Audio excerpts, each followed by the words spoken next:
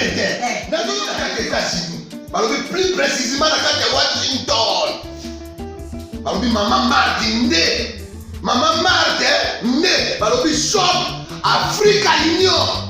Et donc t'es nyonso biloko ya wanani yo congolais. Olingi ndeko na yo asalisa yo te. Mpona kolia na yo moko babondela yo. Mpona nzoto na yo baboya elei. Mpo babondela yo. Balobi bio Africa Union. Et donc t'es kola na basinois. Sino kolia pa ya sino kolia nini. Ndeko na yo teka. Aloteka biloko ya mboka. Ya fresh. Bio na bio. Yo mama mbalo kuna monkanja izali. Balobi nzomo yali. Nkuba baniwa. Balobi njenje izali. Takomba kangane kwe mpoto ya mbisi. Balobi nyama ya botu ya bokombo to isaga ne. Kala ngando ndengalani na basi.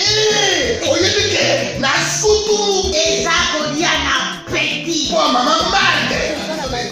Ya soro. Po ba to comprendre te. Mawa. Ba congolais. Où allons-nous? Pona kolia na bino moko. Ba konde ya bino. Kolia na appétit.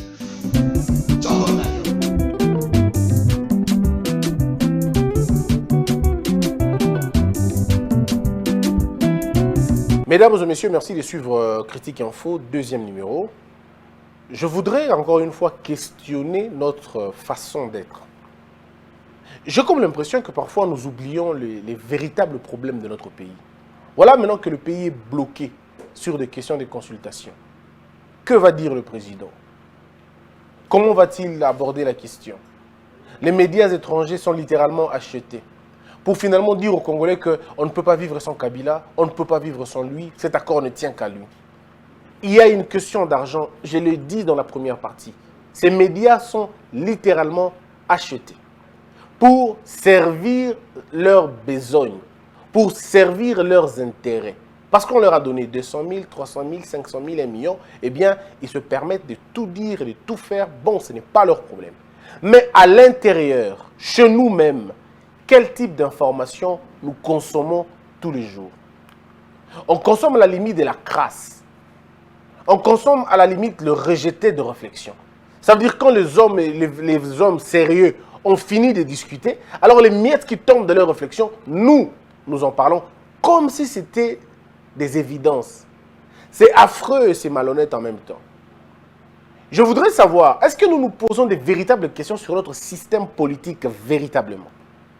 Vous avez entendu le débat de primo-ministériel, vous avez entendu le débat du système parlementaire rationalisé, vous avez entendu le débat du système parlementaire. Bref, vous avez entendu tout sauf la vérité.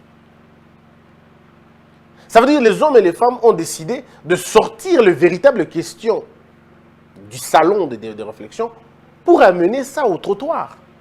Et c'est là, malheureusement, que le véritable débat se passe. Au Congo, il y a une sorte d'inversion de choses, en fait. Dans le grand salon, c'est le débat futile qui se passe. Et dans le milieu le plus reculé, c'est là où le véritable débat se passe. Je ne peux pas comprendre que les intellectuels de mon pays se battent pour savoir qui gagnera entre Kabila et Félix, alors que les petits messieurs qui n'ont pas étudié se préoccupent de comment leurs enfants vont étudier. En principe, ce débat devait se tenir à l'inverse. Le débat devait se tenir plutôt à l'inverse. Ça veut dire, les hommes, je ne vais pas dire illettrés parce que ce concept ne m'intéresse pas beaucoup, mais je veux dire les hommes insuffisants. Les insuffisants devraient en principe se préoccuper des histoires terrestres et banales inutiles. Alors que les élites, les esprits éveillés, devraient en principe se préoccuper des questions existentielles. En ce moment où nous parlons, nos enfants étudient quoi? Quel type de leçons sont administrées à nos enfants? Parce que les leçons administrées à nos enfants sont comme des substances. Elles peuvent être toxiques ou elles peuvent être des vitamines. C'est à nous de voir ce que nous donnons à nos enfants. Mais j'ai comme l'impression que ça ne nous préoccupe pas. Des questions sur l'identité nationale, ça ne nous intéresse pas. Quand on parle de l'identité nationale, les gens pensent qu'on parle politique. Pourtant, l'identité nationale, c'est même l'ultime manière de partager mieux les richesses. On ne peut partager que si on connaît les nombres des gens. J'entends les gens dire distribution, redistribution, tout ça. Oui, c'est bien bon. L'égalité, l'équité, tous ces concepts n'ont de sens que lorsque vous connaissez le nombre de gens que vous avez. Si vous ne maîtrisez pas les nombres, comment vous allez partager la richesse? Comment vous allez partager la richesse? Parce qu'il y a des hommes et des femmes qui ne se retrouvent pas dans la base des données, dont on ne connaîtra jamais. Au Congo, on ne vit que quand on a 18 ans. À la limite, ou quand on est né dans des centres, bon, on va dire dans des villes, on est connu comme ça. Et ceux qui vivent ceux qui sont nés dans les villages, où il n'y a pas d'état civil pour la plupart des cas, où il n'y en a pas, où vous allez à l'état civil,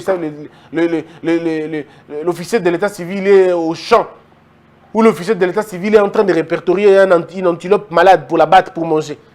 Pendant ce temps, une femme qui doit faire 4, 5, 7, 8 km pour aller enregistrer son enfant, et alors qu'il va encore payer, vous pensez que quelqu'un va le faire? Et lorsque vous organisez vos histoires de pacotilles pour aller identifier les enfants, vous trouvez les femmes et les enfants dans des forêts, ils sont très loin en train de faire les champs. Pensez-vous que ces Congolais-là sont moins importants que vous ici à Kinshasa?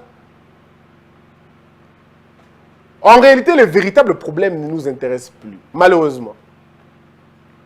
Et le taux de mortalité, on ne le maîtrise pas. Le taux de natalité, on ne le maîtrise pas. Nous ne savons pas qui naît, qui meurt. Ça ne nous intéresse pas non plus.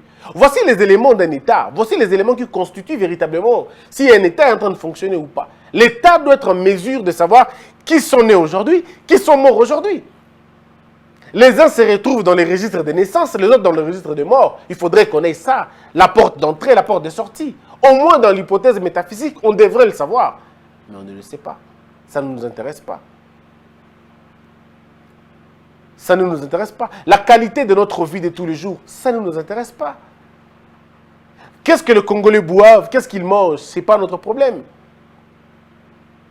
Nous sommes le pays où circulent les biens, les objets ou les aliments. C'est inscrit même à ne pas vendre. Mais nous vendons et nous consommons. Périmé, on consomme et on vend. Les gens vont même aller plus loin. Les gens vont dans la mesure de changer même la date de péremption. Comme c'est un niveau qui va changer même date de péremption. Le but déjà que oh et c'est si mais non, on va changer en haut quand même. On change même la date d'expiration. Et ces gens veulent dire que non, on est des hommes, Non, vous n'êtes pas des hommes. Je préfère parler comme le professeur Bakandeja. Nous sommes des bonobos, tout simplement. C'est vraiment un parc animalier où l'on peut se manger comme on veut, ainsi de suite. Et sur toutes les autres questions du pays, on devrait en principe nous préoccuper. Cette affaire de la liberté d'expression. Le Congolais faible d'esprit pense que liberté d'expression, ça veut dire libertinage. Ça veut dire permission à la bêtise. Ça veut dire le sacre de la délinquance verbale. Non. La liberté d'expression, ça veut simplement dire ceci. Vous êtes libre de parler, de circuler, de réfléchir, d'imaginer en respectant la loi. Et la loi, c'est toi, c'est moi, c'est nous tous. La loi, c'est nos intérêts protégés. C'est ça que ça veut dire, la loi. Nos intérêts protégés. Alors vous, à partir de quel moment vous avez les culots de parler de mon foyer? À partir de quel moment vous avez le courage de parler de ma femme, de parler de mes enfants, ou de parler de mon état de santé? Parce que là où votre liberté d'expression s'arrête, ma liberté de vivre commence. Alors, on était dans un méli-mélo. Bon, ils vont nous dire, non, à l'époque de Kabila, les gens étaient libres. Là, à l'époque de Kabila, c'était une jungle. Les gens n'étaient pas libres. C'était une jungle, il n'y avait pas la norme. Vous ne pouvez pas vous réveiller un matin et passer à la télévision, parler du suicide ou parler de l'assassinat d'un président de la République. Non, mais attendez 2 secondes, on est où? Vous ne partez pas vous n'allez pas en Chine et dire que vous allez détruire le Parlement chinois. Vous ne le dites pas. Vous avez vu ces 3 ou 4 Français qui ont écopé des peines assez importantes, simplement parce qu'ils ont dit, eux ils ont dit, il faut aller voir Sarkozy et le tirer 2 balles dans la tête, simplement pour avoir dit ça. Mais nous, non, on se permet tout. En tout cas, il n'y a pas de problème. Tu peux passer à la télévision, tu insultes quelqu'un, tu insultes son carnet médical, tu parles de tout ce que tu veux, et tu en parles. Parce que les gens ne veulent pas qu'on réfléchisse sur l'État. Je le dis toujours, tant qu'on ne va pas soulever l'État, tant qu'on ne va pas réveiller l'État, tant qu'on ne va pas aider l'État à se réveiller, ne vous en faites pas, on sera toujours ces pays en train de trimer et de trimer et de trimer. Nous sommes le seul pays au monde où quelqu'un peut être pauvre hier, il devient riche aujourd'hui, et personne ne pose de questions. Personne. Et tout de suite, les gens sont autour de lui, les Kibango, Adam Okondi, les Kibango, les Kibango, les Kibango. Dans ce pays, nous sommes le seul pays où des individus peuvent construire des bars, peuvent construire des bâtiments publics. et donner ça à l'État, le seul pays, sans problème.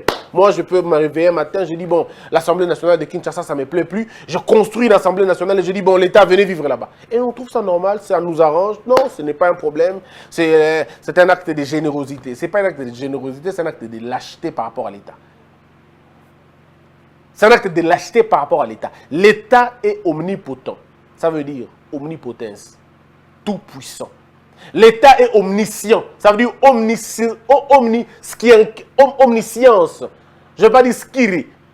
Ça veut dire il connaît tout. Il a la réponse à tout. Parce qu'en réalité, l'État, c'est qui? C'est toi, c'est moi. C'est lui. En réalité, nous devons avoir une vision. Et cette vision ne peut être rien d'autre que l'État.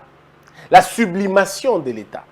J'ai comme l'impression que le véritable débat, relégué au second rang, est-ce que ce que vous voyez qui ça autant il y a bateau vivre pour le but on a État. Nous sommes le seul pays d'Afrique, ou encore l'un de ces rares pays d'Afrique, où le policier demande l'argent sur la voie publique. Et il ne se cache pas. Quelle tolérance à la bêtise. Nous sommes le seul pays, sinon parmi les seuls pays, où nos enfants ne vont pas à l'école parce que 2 personnes ou 3 personnes ont décidé de saboter la gratuité de l'enseignement. Et ils restent impunis. Parce que l'État le veut. Nous sommes le seul pays où nous avons sur nos tables des rapports où dans lesquels les gens devraient construire des écoles. Ils ne l'ont pas fait. Et ils sont tranquilles, libres. Ils vivent libres. Et pire encore, ils nous donnent des leçons. Nous sommes le seul pays où des crimes ont été perpétrés et ça reste impuni jusqu'aujourd'hui. C'est-à-dire, bateau, baboma, bateau. Baboma, bateau, na Cameroun, Sampu. Baboma, bateau, na Makobola. Ba auteur suspect. Il y a ma fausse commune. Ma fausse commune, il y a Massina. Ma fausse commune, Est la République. Bateau, ba Koufi, Namboka, inscrit dans le rapport à Mamping, mais on fait semblant. Tobeti Kara, on dirait Talibi sauté. Nous sommes un peuple amnésique. Nous sommes dans ce pays avec des gens qui sont plus riches que l'État. Tantôt 17 milliards de dollars, 15 milliards de dollars, 8 milliards de dollars. Mais comment un Congolais peut avoir 8 milliards de dollars et que l'État lui-même peine à avoir 4 milliards de dollars? Comment vous expliquez des citoyens plus riches que l'État? C'est inexplicable. Mais voici les pays dans lesquels le pays qu'on a trouvé. Et lorsqu'on dit aux gens, réveillez-vous, ils ne comprennent pas. Oui, parce qu'ils ont faim. Dans leur tête, ils ne savent pas ce que l'argent. Comment on fait pour manger, comment on fait pour boire, comment on fait... Mais vous n'allez pas vivre comme ça, la vie n'est pas que pour le matériel. Est-ce qu'il y a encore des gens qui peuvent parler pour ce pays sans attendre l'argent? Parce qu'on a encore l'impression que tout le monde est derrière l'argent, derrière l'argent. Qui rendra justice à toutes ces femmes qui ont été violées à l'est du pays? Qui rendra justice à tous ces retraités qui ne peuvent pas se retrouver aujourd'hui? Parce que quelqu'un a décidé de bouffer leur salaire, leur retraite. Qui répondra de tous ces enfants qui ne sont jamais allés à l'école et qui par malheur se sont retrouvés de Koulouna? Qui parlera d'eux? Qui défendra leur cause? Si nous sommes tous préoccupés par nos postes politiques, et ces enfants-là, comment vivront-ils? Qui va parler de toutes ces femmes violées pour avoir un travail, pour avoir un diplôme, pour avoir un point? Qui parlera d'eux? Et qui parlera de toutes ces compétences sacrifiées, de tous ces potentiels avortés, de tous ces rêves détruits? Qui parlera de ces gens-là? Il n'y a qu'une seule personne qui puisse parler de toutes ces personnes-là. Cette personne, elle est immatérielle. Cette personne est une philosophie, c'est la justice. Que nous avons refusé malheureusement. Que nous avons bâtardisé. Que nous avons clochardisé. Que nous avons assassiné. Parce que ça faisait ombrage à nos petits intérêts. Parce que ça fait ombrage à notre manière de faire les choses. Parce que ça fait ombrage à nos intérêts. Au lieu de parler des histoires importantes de ce pays, les gens s'agglutinent à des histoires qui n'ont rien à voir. Voilà qu'on voit la vidéo de la première dame à Dubaï, en train de manger le plat d'un monsieur célèbre que seuls les cultivés connaissent.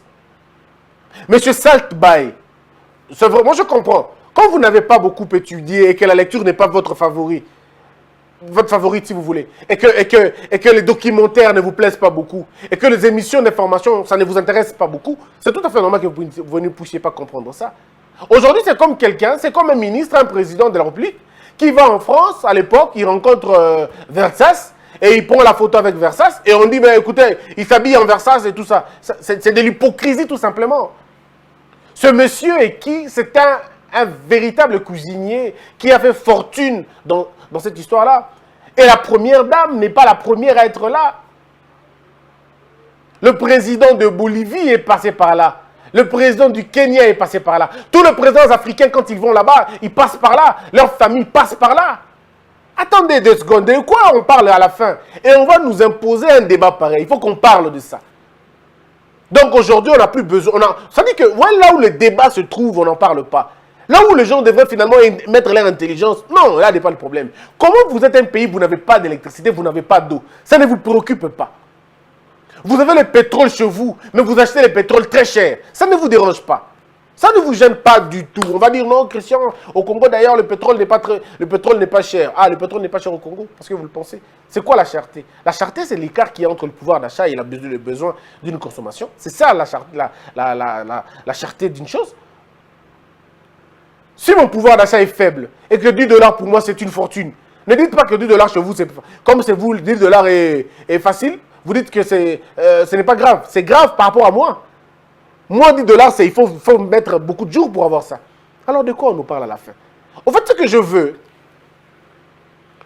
voudrais que les gens comprennent que, au lieu de parler des véritables problèmes, au lieu de parler du système éducatif, au lieu de parler du système de sécurité de notre pays, au lieu de parler du système de transport de notre pays, au lieu de parler du système de l'énergie de notre pays, c'est là qu'on devrait finalement parler. Ça ne vous dérange pas, mes frères, ça ne vous inquiète pas, ça ne vous gêne pas de vivre dans un environnement comme le nôtre, que nous n'arrivons pas à contrôler. Nous avons un plan d'urbanisme, je vais ramasser tout, on a un plan d'urbanisme qui date depuis très longtemps. Ça fait plus de 50 ans que ce plan n'a jamais été révisité. Ça ne nous intéresse pas. Je n'ai jamais entendu dans un débat télévisé le débat qui porte sur l'urbanisme. Donc on a noté. J'ai fait ces débats-là à la RTGA, mais il faut voir les vues qu'il y avait.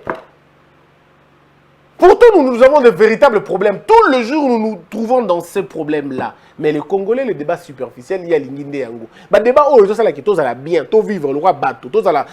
Non, ouais, c'est libangoté. Moto, avant d'ana, abotami nambandaka. Akoli nambandaka. Asali nambandaka. Akufi nambandaka. Abima même pas. Nambandaka. Vous voulez me dire que ce monsieur-là peut défendre le pays? Il ne défendra pas le pays, il défendra sa province, il défendra sa ville de Mbandaka. Parce qu'il ne connaît pas ce que c'est le pays à l'extérieur. On a eu une politique qui n'a pas favorisé les déplacements des gens. Le déplacement permet l'apprentissage, la connaissance de votre pays. Et quand vous connaissez votre pays, vous pouvez vous battre pour lui. On ne se bat que pour ce qu'on connaît. Ce qu'on ne connaît pas, on ne peut pas se battre pour ça. On se dit, mais les Congolais ne sont pas des patriotiques. Mais ils ne sont pas patriotes. Mais ils ne connaissent pas. Ils ne connaissent pas la patrie. Le patriotisme vient de la patrie. Le patriotisme, c'est la protection de la patrie. C'est la défense de la patrie. Mais on défend une patrie qu'on connaît. On ne peut pas défendre une patrie qu'on ne connaît pas. Les Congolais ne connaissent pas leur patrie. Un Congolais qui a vécu à Kinshasa, il n'est jamais allé à Boma. Jamais. Ça ne lui coûte pas beaucoup. Hein. L'argent qu'il perd dans des bars, dans des boîtes ici, tout ça, pour aller à Boma, c'est 30 $. 30 $, hein. Pour aller jusqu'à Boma, 30 $. Mais il a du mal à payer les 30 $ pour aller là-bas. Il va dire non, je n'ai pas d'argent. Mais c'est lui qu'on voit tous les jours dans les boîtes, tous les jours dans le bar, tous les jours en train de manger, tout ça, tous les jours en train de faire la fête.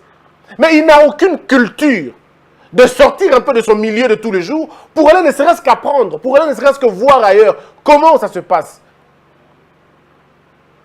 Né à Kin, grandi à Kin, il va mourir à Kin. Et vous voulez que ce monsieur-là protège le pays. Il ne pourra pas protéger le pays. À la limite, il protégera son quartier. À la limite, il va se battre pour le pays, pour sa ville, mais pas pour le pays parce qu'il ne connaît pas. Mais le système qu'on nous a mis ici nous empêche même de nous déplacer convenablement. C'est vrai, ça renforce aussi notre enclavement d'esprit. On aura des patriotes le jour où on aura des gens qui peuvent voyager, qui peuvent aller voir ailleurs, qui peuvent faire des échanges culturels. Moi, par exemple, je peux mieux parler du Congo parce que je connais beaucoup de villes congolaises. Je suis né à Goma. J'ai grandi en Mbandaka. J'ai fait mes études en Mbandaka. D'accord? Et je viens parachever mes études à Kinshasa. Ça fait de moi un Congolais qui a vécu au moins dans 3 endroits. Mais j'ai été au Katanga dans le cadre de mon travail. J'ai été au Bas-Congo entièrement. J'ai fait le Matadi, j'ai fait Boma, j'ai fait Mwanda. Ça fait que je puisse me retrouver avec une sorte de 20 villes. J'ai été à Injolo 1, Injolo 2, Injolo 3, Injolo 4. J'ai été à Biko. J'ai été à comment on appelle ça encore, à au moins 5 Nganda ou 6. J'ai été là-bas. J'étais à Minova, j'étais à Sake, j'étais à Kanebayonga, j'étais à Ruchuru, j'étais à Masisi, j'étais à Bunga. Je suis allé dans ces choses-là. Je suis allé à Kolwezi, à Kipushi, à... Comment on appelle ça encore? Il y a 3... Likasi. Je suis allé là-bas. Donc ça te permet de t'ouvrir un peu, de voir comment les autres fonctionnent. Mais si tu n'as pas ça, en toi, comment tu protèges un pays que tu ne connais pas? Mais ça a été un plan. Il faut faire en sorte que les Congolais divorcent de leur terre. Il ne faut pas qu'ils aiment leur pays. Il ne faut pas qu'ils donnent... Et même ça mboka. Ils vont détruire, ils vont se rebeller. Ils vont se défendre. Et puis après, c'est nous qui souffrons maintenant. Je vous invite, mesdames et messieurs, à développer l'amour de ce pays. Les Blancs ne viendront pas sauver ce pays. Non, ils ne viendront pas. Beaucoup qui n'ont pas journaux télévisés. Dans un média sérieux, à l'objet Virunga, ils en ont Rwanda. Est-ce que vous imaginez le modèle Rwanda? Non, Virunga, ils en ont Rwanda. Est-ce que vous imaginez le parc de Virunga, comment Rwanda? C'est quand il y a eu une pression que Bazongelio, non, on s'était trompé. Non, il ne s'était pas trompé. Ils l'ont fait sciemment. Quand ils parlent de Minembwe, ils disent enclave de Minembwe. Vous voyez les termes qu'ils utilisent? Ça veut dire simplement qu'ils ne nous respectent pas, ils n'ont aucun intérêt pour nous. C'est pourquoi nous disons au chef de l'État, président de la République, Monsieur le Président, il est temps. Il est temps, il est plus que temps. Parce que le problème, ce n'est pas d'avoir seulement la majorité parlementaire. Vous pouvez l'avoir et je souhaite que vous l'ayez. Vous l'aurez, ce n'est pas le problème. Monsieur le Président, le problème, ce n'est pas gagner Kabila. Kabila n'est pas une menace terrible pour nous. Non, pas du tout. On donne beaucoup plus de force. Kabila, Joseph et son équipe, ils sont maîtrisables. Vous n'avez qu'à utiliser la loi.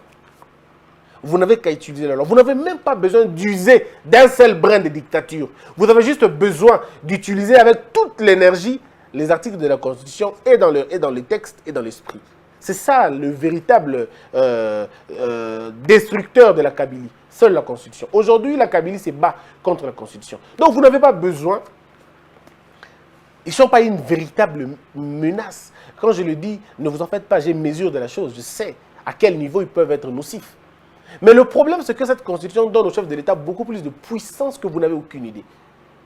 Cette Constitution donne au chef de l'État une puissance inestimable que l'on ne peut pas comprendre. Une force de frappe, mais alors terrible. Il suffit que le chef de l'État l'utilise. On ne parlera plus de ça. Mais là où le chef de l'État a besoin de travailler efficacement, et peut-être qu'on ne lui dit pas assez, c'est le pari du leadership. Le pari du leadership. La colonne vertébrale du leadership, c'est la qualité des décisions qu'un président prend. L'expression la plus importante du leadership, c'est le casting. Le casting, le choix des collaborateurs. On reconnaît un leader par le choix de ses collabos. Et en temps de crise, il faut des leaders de crise. En temps de construction, il faut des leaders de construction. Le choix que fait un président doit correspondre ou doivent correspondre aux besoins de la société. Si nous nous retrouvons dans une situation belliqueuse, il faut des leaders belliqueux. Si nous nous retrouvons dans une situation de téméraire, il faut des leaders téméraires. Je peux vous garantir, l'eau sale nous aide à éteindre le feu. Et ce n'est que le fer qui aiguise le fer. Je parlais l'autre fois de l'avatarisation du pouvoir. Je dis au chef de l'État, vous devez être un avatar maintenant. Utilisez le feu, utilisez l'eau, utilisez le vent. Et le quatrième pouvoir de l'avatar, il faut utiliser ces choses-là. Le feu, c'est la dissuasion. Et la dissuasion repose sur deux piliers. La justice et l'armée. Non, justice et la sécurité. C'est dans la sécurité que moi je parle de la défense. Sécurité et défense. Vous avez le pilier, ce pilier-là. L'axe défense et sécurité et la justice. Pourquoi? Parce que le jour où le langage sera le même entre la justice, la défense et la sécurité, il y aura moins de criminels, l'ordre reprendra. Peut-être pas encore l'instruction, mais l'ordre sera repris. La discipline, on la connaîtra. L'homme fait le mal parce qu'il ne connaît pas le bien. Le jour où il le connaîtra, il le fera nécessairement. Mais j'ai envie de dire, l'homme fait le mal parce qu'il n'a pas vu la sanction. Quand il verra la sanction, il fera le bien nécessairement. Il arrêtera, le mal. Le problème, c'est que nous berçons la bêtise. Nous contextualisons la faiblesse. Alors que dans un État, on doit sanctionner avec la dernière énergie la faiblesse. La pacotille. La vilainie. Nous devons nous battre contre ces choses-là. Ce qui est... En fait, il faut qu'on détruise. Il faut qu'on détruise l'industrie qui produit la faiblesse d'esprit, caractériel et gouvernemental. Le feu représente la dissuasion. La sécurité représente la garantie. Un peu comme vous dites, la garantie de la paix, la garantie de la tranquillité sociale. Le policier devrait en principe imprimer la marque de la sécurité. Et ça devrait être en principe le meilleur parmi nous. Le policier devrait être des gens instruits, suffisamment instruits. Ce n'est pas des hommes et des femmes qui sont complexés quand on parle français. Non. Moi d'ailleurs, je me dis, le policier devrait finalement parler et anglais et français. Parce que c'est l'exemple de ce que nous sommes. Lorsque vous descendez à Dubaï, vous êtes accueillis par la police, par les agents de sécurité. Ils sont là, ils vous parlent dans la langue où vous parlez.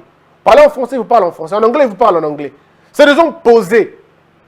Ils ne sont pas éparpillés. Ils vous mettent en sécurité. Et vous êtes devant ces gens, vous dites, ici, je dois tout dire.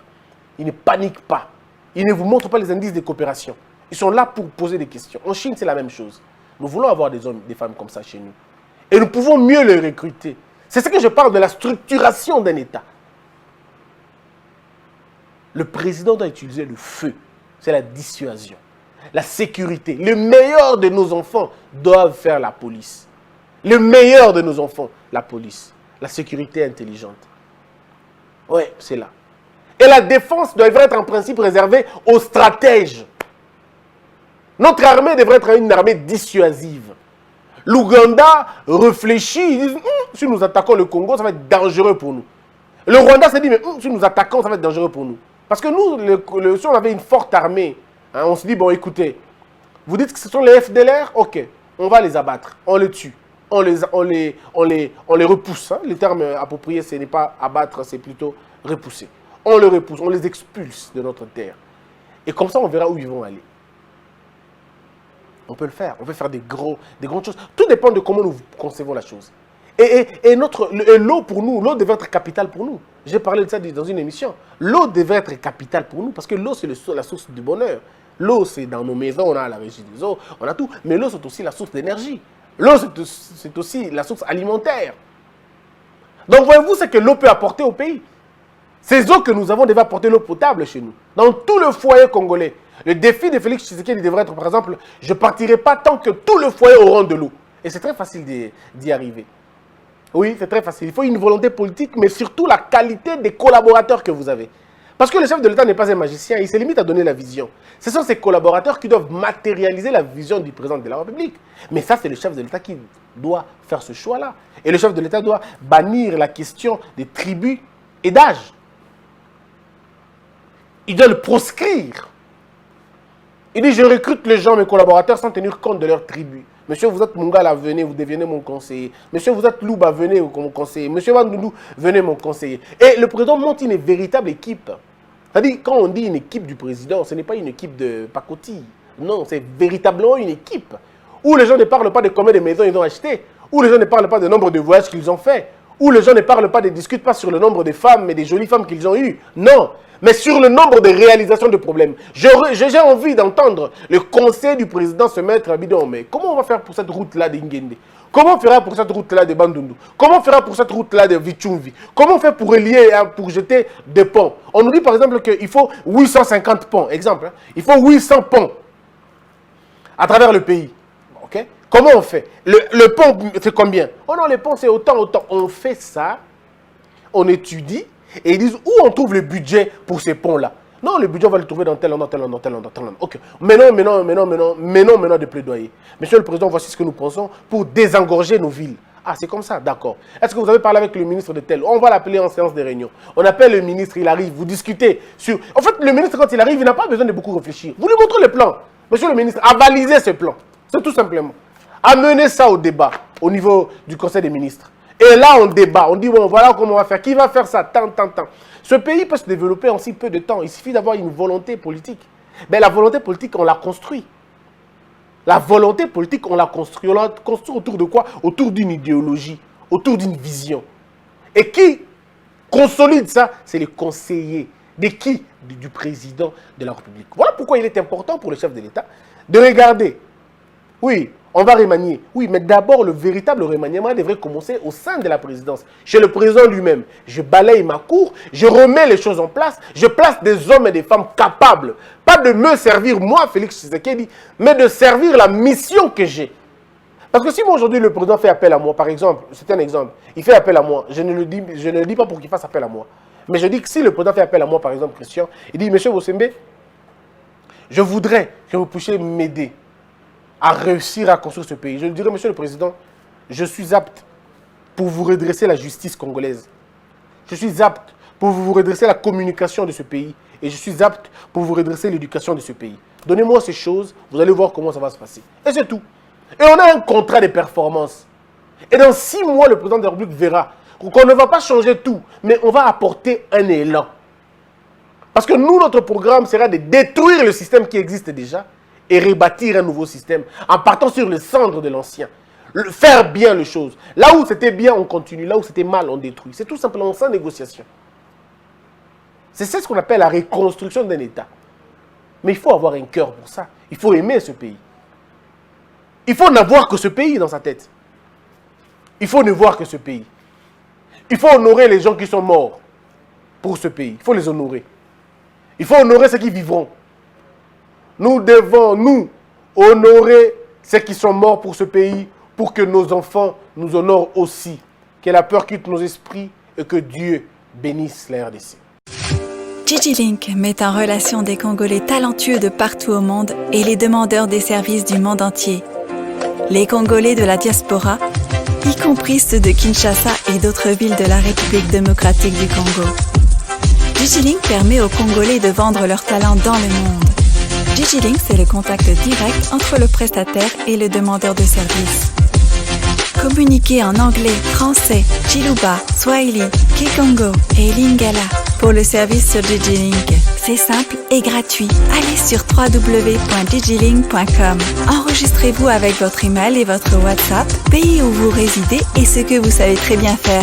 Architecte, médecin, mécanicien, électricien, coiffeuse des tresses africaines, planificateur d'événements, créateur des logos, informaticien, monteur vidéo, etc. Vous trouverez tous les talents partout où les Congolais se trouvent. Pas de CV et pas d'interview. Vous décidez vous-même de votre activité, de vos tarifs et de vos horaires de travail. Devenez ainsi votre propre patron.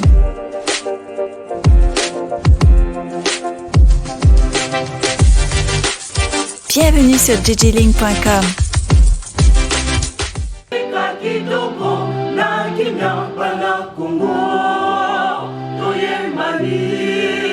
Loye molonde ne ya lisa.